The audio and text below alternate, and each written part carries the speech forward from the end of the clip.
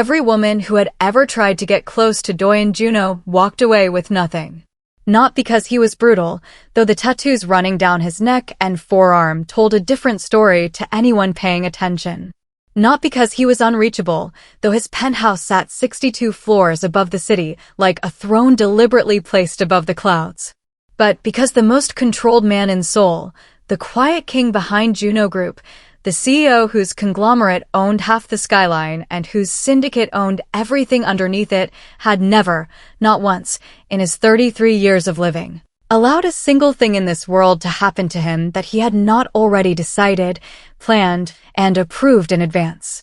His own father used to say Junho was born with a calculator where other men kept their hearts. His enemies, the ones still standing, said something darker. They said he didn't have instincts. He had architecture. That every decision, every movement, every word he allowed to leave his mouth had already passed through 17 layers of strategy before it reached the surface. That you could scream in his face, and he would simply look at you the way a chess player looks at a piece that has made a predictable mistake. Boardrooms didn't just go quiet when Junho entered. They went still, the particular stillness of people suddenly aware that the air pressure in the room had changed. Beautiful women had tried, of course. Women from powerful families, women his own associates had carefully positioned at the right events, in the right dresses, at the right distances. Women who were stunning and brilliant and everything any reasonable man should want. Junho looked through every single one of them like they were made of glass. Like the effort of pretending to be interested wasn't even worth the performance. He never explained himself. He never apologized. He simply turned away, and whatever hope had been in the room turned away with him. Nobody lasted. Nobody even came close. And then Lizzy Bright walked through the front door of Junho Group headquarters on a Tuesday morning with an iced americano in one hand, a tote bag sliding off her shoulder, and absolutely no warning for either of them. She was 25 years old, from Atlanta, with long braids that fell past her shoulders, brown skin that glowed warm even under the cold fluorescence of a corporate lobby, and a blue dress so bright it made the entire marble entrance look like it had been apologizing for its own dullness her whole life. She was also, in the next 4 seconds, going to do something that had never happened to Doyoon Junho in 33 years of existing in a world he kept under perfect, total, surgical control. She was going to spill her iced americano directly down the front of his custom white dress shirt. The sound it made was small. The silence that followed was enormous. Junho stood completely still. The cold spread through the fabric. Coffee dripped from the hem of his shirt onto Italian leather that cost more than most people's monthly rent. His head of security, a broad-shouldered man named Choi Won-soo, took one step forward and opened his mouth. Junho raised one hand. A single motion. Won-soo stopped breathing. The lobby held. Lizzy Bright looked up from the spreading disaster on his chest, met his eyes, dark, depthless, unreadable as a locked room, and instead of dissolving, instead of apologizing herself into the floor, instead of doing any of the 17 things a person with any survival instinct would do when they had just ruined the shirt of the man who owned the building, the city block, and possibly the block after that. She tilted her head and said that shirt was too white anyway. It was asking for this. The lobby did not just go silent. It stopped existing. 2 receptionists forgot what their hands were for. A junior analyst walking in from the street entrance physically walked into the door frame. Choi Won-soo, 15-year veteran of situations that would make ordinary men retire on the spot, actually looked at his own shoes as though he needed a moment to recalibrate. Because in 33 years of Doyoon Junho standing in rooms and making the atmosphere rearrange itself around him, no one had ever looked at him like he was just a man standing in a lobby with a problem on his shirt. Junho didn't move. He didn't speak. He simply looked at her, at the complete, unbothered steadiness in those brown eyes, at the slight lift of her chin, at the way she was already reaching into her tote bag for a travel pack of tissues like this was a minor inconvenience and not a potential career-ending catastrophe, and felt something happen inside his chest that he could not immediately classify. Something shifted. Not dramatically. Not with noise or heat or any of the things he associated with disruption.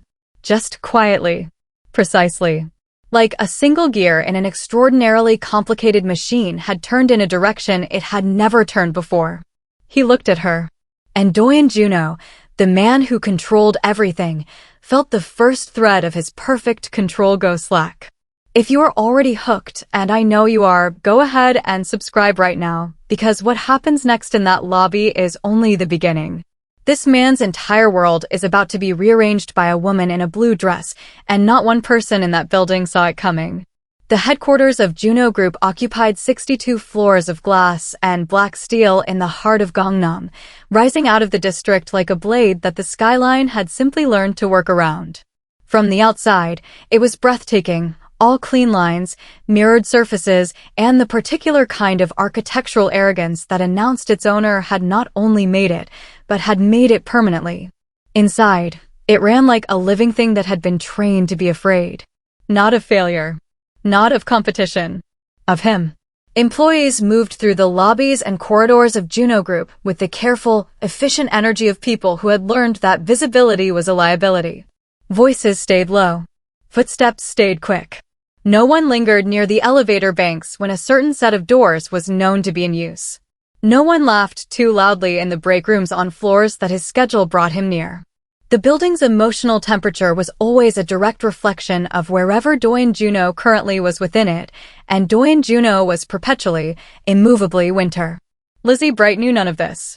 She didn't know that the man currently wearing her iced americano was the reason 4 of his senior executives had stress transferred to overseas offices in the last 18 months. She didn't know that the tattoos disappearing into his rolled sleeve weren't decorative, that they were the kind of ink that told a story written in rooms that had no windows and no witnesses. She didn't know that behind the white shirt now ruined by her morning coffee, behind the jaw that looked carved from something that didn't apologize for itself, behind the dark eyes currently doing something she couldn't quite read, behind all of it was a man who had not been caught off guard by anything in over a decade. She only knew that she was 4 minutes late on her first day, that the revolving door had been slower than it looked, that her tote bag strap had chosen this precise moment to give up the structural integrity she had trusted it with, and that the most devastatingly, almost unfairly handsome man she had ever seen in her life was now standing in front of her wearing her coffee. She pulled the travel tissues out of her bag anyway. It seemed like the thing to do. "It's fine," she said, offering the packet toward him with the calm of a woman who had decided that panicking was simply not an option available to her right now. "These are good ones. Double ply." Junho looked at the tissues. Then he looked at her. Choi Won-soo was already moving, the particular movement of a man whose entire professional purpose was to stand between his employer and anything the employer had not sanctioned. "Mississippi." Won-soo's voice was the low, level voice of a man who was being patient, but had a very clear ceiling for it. "Do you have any idea who?" "Won-soo." One word. Junho's voice was quiet. It was always quiet. It didn't need volume. It had weight, the kind that pressed against the sternum and reminded your nervous system what category of situation it was currently in. Won-soo stopped. The lobby held its breath. Junho reached out and took the travel pack of tissues from her hand. He looked at it for a moment. Then he looked back at her, at the braids falling over her shoulders, at the blue dress that had no business being this bright at 8 in the morning. At the expression on her face that was equal parts "One, I'm so sorry, and I am absolutely not going to fall apart about this." "You're new," he said. Not a question. An observation delivered with the same calm precision he applied to everything. "First day," she confirmed. "Lizzy Bright. International strategy intern. I had a whole plan for how this morning was going to go." She gestured, briefly, at his shirt. This wasn't in it. The corner of his mouth did something almost imperceptible. Not a smile. Not quite. But something in the same postal code. He held out his hand. In 12 years, Choi Won-soo had never seen Doyoon Junho initiate a handshake. His executives had standing instructions. His associates had adapted. Physical contact was not something Junho extended, not casually, not professionally, not for any reason that Won-soo had ever been able to identify or anticipate. His hand was moving anyway. Lizzy took it without hesitation. Her grip was warm and firm, the handshake of someone who had been coached on confidence and had actually listened. "Doyoon Junho," he said. Something crossed her face, a flicker of recalibration, the rapid internal math of someone who had just connected a name to a building, to a reputation, to 62 floors of consequence. But she didn't flinch. Her grip didn't waver. "It's nice to meet you, Mr. Doyoon," she said. "I'm really sorry about the shirt. The shirt is replaceable." He let go of her hand. Or he meant to. His fingers released a half-second after his brain had already issued the instruction, as if the message had traveled through unfamiliar territory and arrived slightly delayed. "You should find your department," he said. "Right. Yes. Absolutely." She gathered her tote bag, re-established the strap on her shoulder with the focused energy of someone executing a tactical retreat with dignity, and turned toward the elevator bank. Her braids swung with the movement. She didn't look back. She didn't see the way his eyes tracked every step she took across the marble floor. She didn't see the way the line of his jaw changed, tightened, then released, as though he was working through something without a roadmap for it. She didn't see the way his hand, the one that had held hers, the one that had moved before he told it to, curled slowly into a fist at his side. Wonsu leaned in carefully. The way a person leans towards something that might be unstable. "Sir, find out everything about her." Wonsu blinked. 15 years. 15 years of serving this man, and he had never once been given that instruction about anyone, let alone a woman who had been in the building for less than 6 minutes. "She's an intern, sir. She just arrived." Junho turned toward his private elevator. "Did I ask for commentary, Wonsu?" "No, sir." "Then we understand each other." The private elevator opened. He stepped inside. The doors closed with the soft, definitive sound of something sealed. And Choi Wonsu stood alone in the marble lobby of Junho Group with a task he had never been given before, trying to remember if he had ever, in 15 years, seen his employer's hand move toward something it hadn't already decided to reach for. He couldn't. Which meant that somewhere above him, in an office 62 floors above the city, he quietly governed. Doyoon Junho was sitting with a ruined white shirt and the unprecedented, deeply inconvenient sensation of a machine running a process it had never been programmed for. Something had shifted in that lobby. Something small. Something precise. Something that was going to change everything. Lizzy Bright was not supposed to be here. Growing up in Atlanta, she had big dreams and worked hard for her international business degree. She spent months reading everything about the Junho Group just to win this highly competitive internship. She was fully prepared. But her first morning was a total mess. Her alarm failed, the subway was packed, and she had barely grabbed her iced coffee before running into the giant glass building. Then, the crash happened. The moment the cold coffee splashed against that crisp white shirt, Lizzy felt her stomach drop. She looked up and stopped breathing. The man in front of her was stunning. He had sharp features, dark tattoos peeking from his collar, and eyes like a winter night. But he was also terrifying. For 5 long seconds, he just stared at her. He did not yell. He did not blink. Most people would cry or run away from a look like that. But Lizzy always used humor when she was nervous. So, she made a joke about his shirt. When she stepped back and stumbled, his hand shot out. His grip on her bare arm was strong and warm. It sent a wild shock right through her skin. After he finally let her go and told her to get to work, she walked to the elevator with her heart pounding. As soon as the silver doors closed, she pulled out her phone. Her hands were shaking as she texted her best friend back home. "I just threw coffee on a man who looks like a beautiful villain. He didn't even blink. I am definitely getting fired today." High above the city, Doyoon Junho stood in his massive, quiet office. He had put on a fresh black shirt, but his mind was not on his work. He stood by the window, staring down at his right hand. He slowly closed his fingers into a fist. For years. That was how long it had been since he touched another person on purpose. He kept everyone far away to keep his power and his life safe. But when the girl in the blue dress almost fell, his body moved on its own. He could still feel the warmth of her soft skin against his fingertips. The feeling bothered him. It bothered him even more that he did not want the feeling to go away. Junho walked over to his large glass desk. He pressed a button on his phone to call his head of security. The man answered right away. Find out everything, Junho said softly. His voice was perfectly calm, but his dark eyes were wide awake. Who she is. Where she goes. Everything. By noon the next day, the Junho Group building was buzzing like a disturbed beehive. The office whisper network moved faster than the company's internet. Doyoon Junho, the CEO who usually took the private express elevator directly to the top floor, had suddenly changed his strict morning routine. He walked right past the marketing department. He did not look around, but his dark presence alone made 3 managers freeze at their desks. Later, he asked the human resources director a single question about the new intern group. He had absolutely no reason to care about interns. He is looking for you, Mina whispered loudly. Mina was another intern, sharp, funny, and entirely too excited about the whole situation. She leaned over Lizzy's desk, her eyes wide. I am telling you, Lizzy. The man does not just take a casual stroll on the 14th floor. People are saying he is hunting down the girl in the blue dress. Lizzy kept her eyes on her computer screen, typing fast. He is not hunting me, Mina. He is the CEO. He probably just wanted to see if the floors were clean.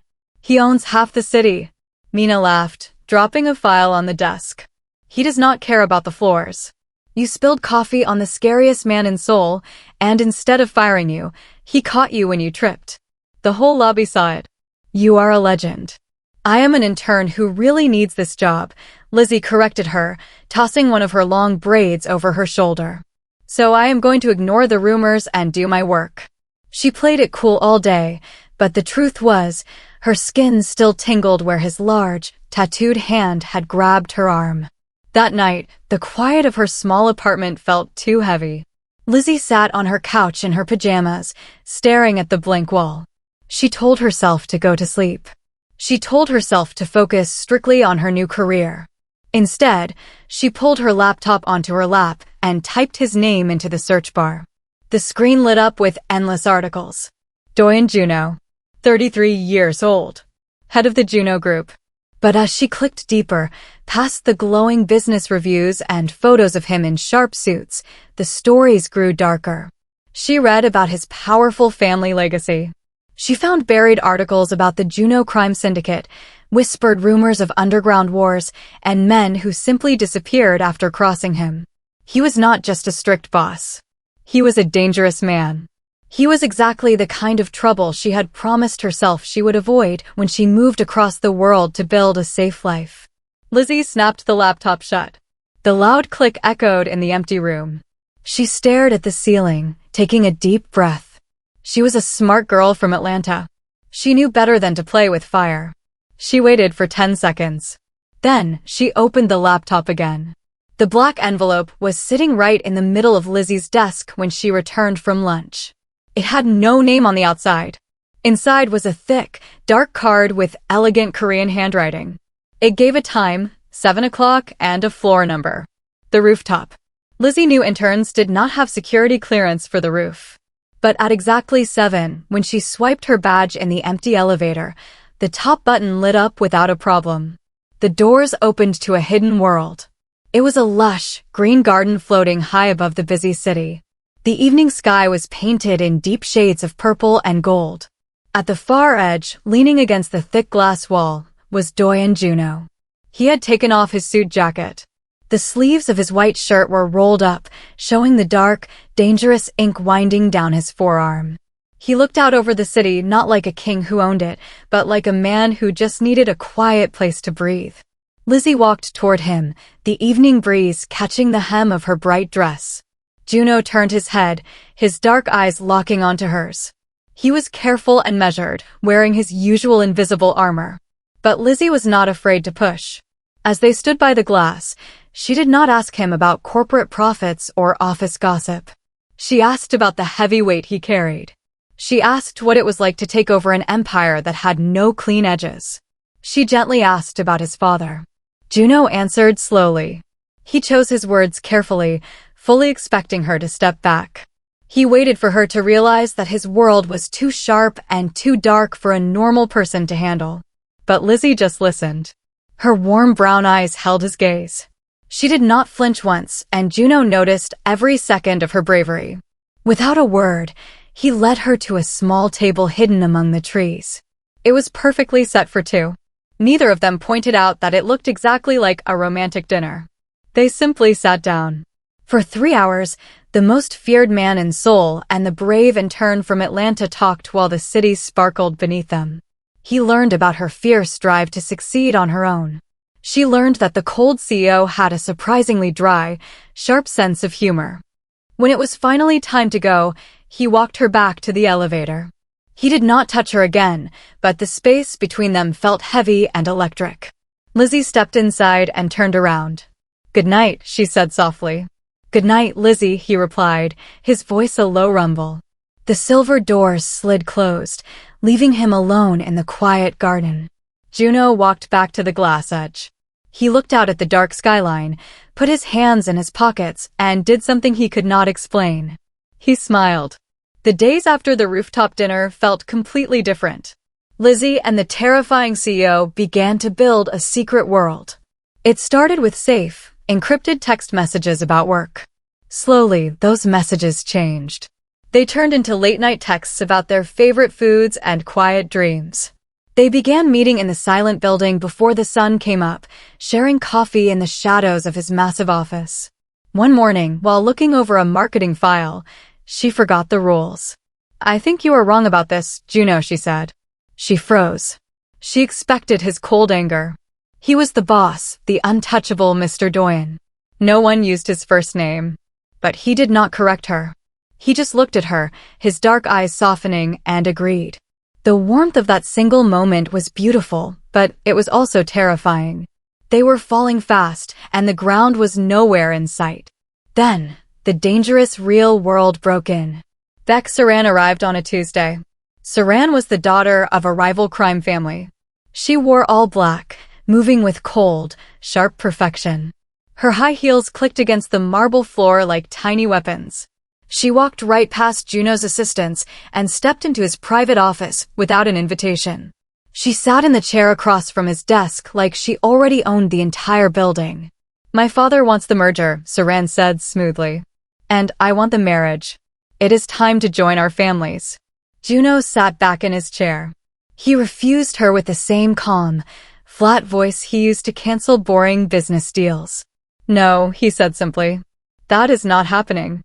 Usually, Saran would argue. But today, she watched him very closely. For years, he had been a wall of solid ice. Today, there was a tiny crack. She saw a slight distraction behind his dark, disciplined eyes. Her gaze narrowed like a cat hunting a mouse. "You are different," she whispered. She leaned forward, studying his face. "Who is she?" Junho did not move. He did not speak. But in their dark underworld, silence was a very loud answer. A slow, chilling smile spread across Saran's perfectly painted lips. It was the most dangerous smile in the building. She knew he had a weakness now. Saran stood up, smoothed her black skirt, and walked out of the office without another word. As soon as the heavy glass door clicked shut, Junho grabbed his phone. His knuckles turned white as he gripped the device. His perfect control was replaced by pure, protective fear. "Double the security on Lizzy," he ordered his chief, his voice hard and fast. Right now. The trouble started on a Thursday evening. Lizzy was walking toward the subway when she noticed the heavy black car creeping slowly behind her. Her bright blue dress stood out in the gray street, making her an easy target. But growing up in Atlanta had given her very sharp instincts. She did not panic or run. She simply turned the corner, walked into a small, bright grocery store, and pulled out her phone. She called Junho. He answered on the first ring. "There is a car following me," she said quietly, pretending to look at a shelf of fruit. When Junho spoke, his voice was the coldest she had ever heard.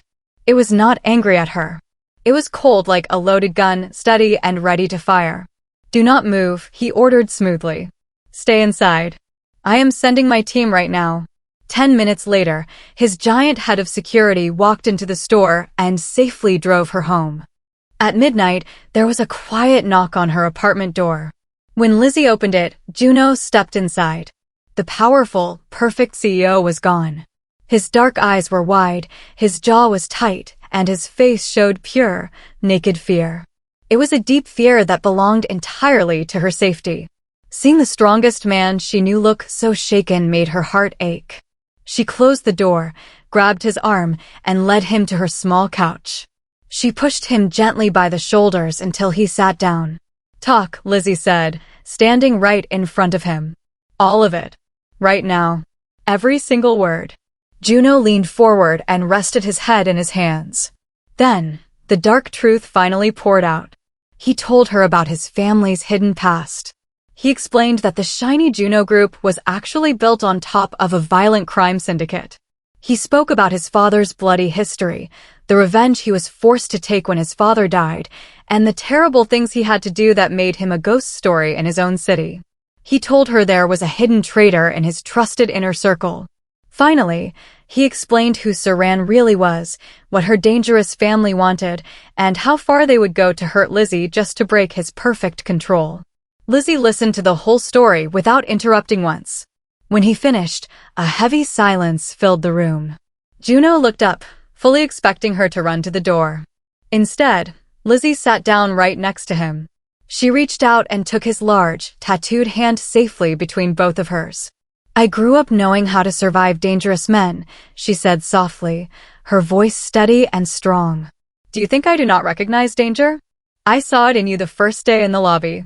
I felt it, and I came to the rooftop anyway. I am sitting right here." She squeezed his hand tightly. "So stop trying to give me a reason to leave." 2 days later, Lizzy was sitting at her favorite cafe before work. She was reviewing some notes when the chair across from her was suddenly pulled back. Saran sat down. Saran wore an expensive black coat and looked completely relaxed, moving with the easy grace of a woman who had never been told no in her entire life. Saran did not say hello. She just started speaking. Her voice was smooth and perfectly practiced. She gave a long speech about how Lizzy was just a temporary distraction. She talked about how Lizzy was an outsider who did not belong in Seoul or in Junho's dark world. She warned that Junho's fascination would quickly fade, leaving Lizzy broken and alone. The words were delivered beautifully, but they felt completely empty. Lizzy did not interrupt. She took a slow sip of her drink and let Saran finish every single word. When the table was finally quiet, Lizzy set her cup down. "You flew across the city to sit in a regular coffee shop and tell me to leave," Lizzy said, her voice perfectly calm. "If you really had power over him, you could have just had him send me a termination letter. You didn't, because you can't make him do that anymore. So here you are, talking to me." Saran's dark eyes narrowed, but Lizzy did not stop. "Which means you already know the truth," Lizzy continued, leaning forward just a little. "The thing standing between you and what you want isn't a merger or a business contract. It is the fact that he looks at me like I am the first real thing he has ever seen. And there is absolutely nothing you can do about that." For a second, Saran's perfect, cold face cracked with pure anger. Then, she stood up, smoothed her coat, and walked straight out of the door without looking back. Under the small wooden table, Lizzy's hands were shaking wildly. She held her knees tightly until she was sure Saran was completely gone. Then, she let out a long, shaky breath to calm her racing heart. She stood up, ordered another iced coffee at the counter, and pulled out her phone. Her fingers were still trembling, but she smiled as she typed a quick text message to Junho. "Your ex-almost fiancé just tried to have a chat with me. I won. You owe me pastries." The text message from Lizzy made Junho smile, but the warmth quickly faded from his face. The time for waiting was over. It was time to clean house. Late that night, a secret meeting took place at the Junho family compound. It was a dark, quiet room hidden far away from the shiny glass towers of his corporate business. Junho sat at the head of a heavy wooden table. He wore a black shirt with the sleeves rolled up. He placed his hands completely flat on the wood. His dark, dangerous tattoos were fully visible. It was a quiet, deliberate reminder of exactly who was sitting in that chair. 4 men sat around the table. They were his inner circle. They were the only people he trusted with his life. Junho did not yell. He did not even raise his voice. He looked at the men and began to speak with terrifying calm. Someone in this room has been talking to the Beck family, Junho said simply. The room went dead silent. No one dared to move or breathe too loudly. Over the past few days, I told each of you a different secret, Junho continued. His dark eyes slowly moved from face to face. I gave each of you a piece of false information. I did not act angry. I did not act suspicious. I just waited to see what the Beck family would do with it. He leaned forward slightly, the dark ink on his arm shifting in the low light. This morning, the Beck family moved their men to the West shipping docks, he said calmly. They expected to find my weapons there. But the docks were completely empty. Only one person at this table was told about the West shipping docks. Before Junho even said the name, the eyes of the other three men turned to the traitor.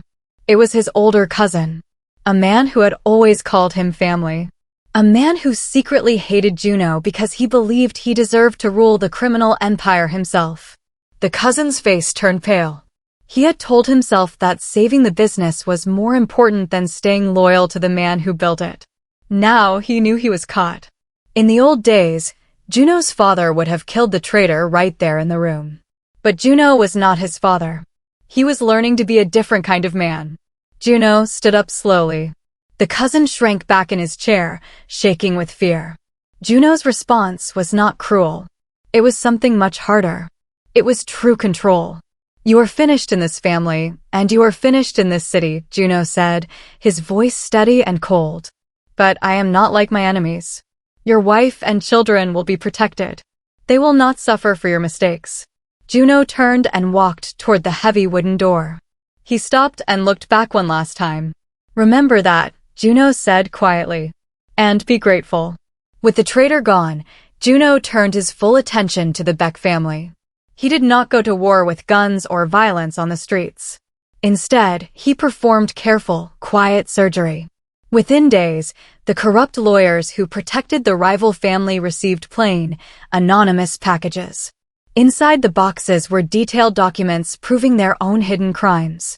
Terrified of going to jail, the lawyers quickly stepped away and refused to help the Beck family anymore. Next, Junho cut off their money. 3 major business partners dropped the Beck family in a single week. This happened right after top journalists suddenly received secret files showing the rival family's financial lies. Soon, powerful politicians stopped returning Beck Junho's phone calls. The Beck supply lines completely broke down, unable to move any goods. The Beck family watched their entire empire fall apart like a tall building with no foundation. The final move was incredibly simple. There was no big show or dramatic fight. Junho met Beck Junho in a quiet, private room. There were no guards or weapons, just 2 men sitting across from each other at a small table. Junho sat perfectly still and spoke softly for exactly 4 minutes. Leave Seoul, Junho told the older man, his voice flat and calm. Take your daughter. Take your money. Do not leave a forwarding address. Junho looked 10 years older than he had a week ago. His face was pale and tired. He stared at the young CEO in absolute shock. You destroyed years of work and alliances, Junho whispered, shaking his head. Is all of this just because of a girl? Junho slowly picked up his glass. His dark eyes were completely serious, showing no regret. It is because of the woman I love, Junho answered smoothly. Which is the only reason I am letting you walk out of this room. 2 days later, the Beck family packed up and left the city. As they were forced away, Saran screamed angry promises of revenge. But her words meant nothing now. Without her family's money and power, she was no longer a threat to anyone. She was just a loud voice fading into the distance. That night, Junho stood alone in his dark penthouse. He put his hands in his pockets and looked out the massive glass windows, watching the heavy rain wash over the glowing city of Seoul. For his entire adult life, the quiet in his home had felt like a heavy armor he had to wear just to survive. But tonight, as he watched the rain fall, the silence felt completely different. For the very first time, it did not feel like a wall keeping the world out. It just felt like peace. Lizzy stood in the center of the marble lobby wearing her bright blue dress. She held a simple convenience store bag in one hand and wore the warm smile that had broken through a decade of solid ice. The office staff watched her carefully. Everyone in the building knew the rumors by now, but no one dared to say a word out loud. The silver doors of the private elevator slid open. Junho stepped out. He saw her instantly. He did not hesitate or look around to see who was watching. He walked straight across the wide lobby in full view of every single employee. When he reached her, he gently took her face in his large, tattooed hands. Right there, in the middle of Junho group, he kissed her. The lobby completely erupted. There were loud gasps. Folders hit the floor. Two serious managers actually grabbed each other's arms in pure shock. When Junho finally pulled back, Lizzy was breathless. Her brown eyes were wide. "Junho, everyone is staring," she whispered. "I know," he said softly. "You don't care?" "I care about you," he replied, his voice steady. "Everyone else is just furniture." He took her hand and led her into the elevator. As the heavy doors closed, shutting out the shocked faces of his staff, the air between them grew quiet. Junho looked down at her. "I love you," he said. The words came from a deep, locked place inside his heart, and the absolute truth of them was visible in every sharp line of his face. Lizzy smiled, her eyes shining brightly. "I love you too," she said. Then she playfully shook her head. "Even though you are terrifying, emotionally unavailable, and I am absolutely furious about how attractive that is." Junho laughed. It was a real, full laugh that startled them both. It sounded like a heavy door finally opening in a dark room that had been sealed tight for years. 6 months later, Junho stood in his quiet penthouse. He had a beautiful black diamond ring sitting safely in his jacket pocket. He had made a special dinner reservation. For the first time in his life, he had a plan that was entirely about love, not business strategy. Suddenly, his phone rang. The screen showed a blocked number. He answered it slowly. "I found something, Junho," a woman said. It was Saran. Her voice was quiet now, stripped of all her old pride. "About the night your father died. About who was really in the room." There was a long, terrible pause. "The name is going to mean something to you," Saran whispered. "Because it is someone Lizzy trusts." The line went dead. Junho stood completely still in the dark. He held the small ring box in one hand and the silent phone in the other. Slowly, he felt something terrible begin to move inside his chest. It was not his old, icy armor. It was something much older and much worse. It was doubt. Outside his window, the city of Seoul glittered brightly. And a heavy question hung in the silence. What if the thing that destroys them is not an enemy but a truth? And that's a wrap on today's story. If this one pulled at something in your chest, then let us know in the comments. Tell us your favorite moment and where you're watching from. And if you're new here, welcome. Subscribe so you never miss a story. Like this video so more people find it. We'll see you in the next one. Please support by subscribing and commenting what you enjoyed about the story and where you're watching from.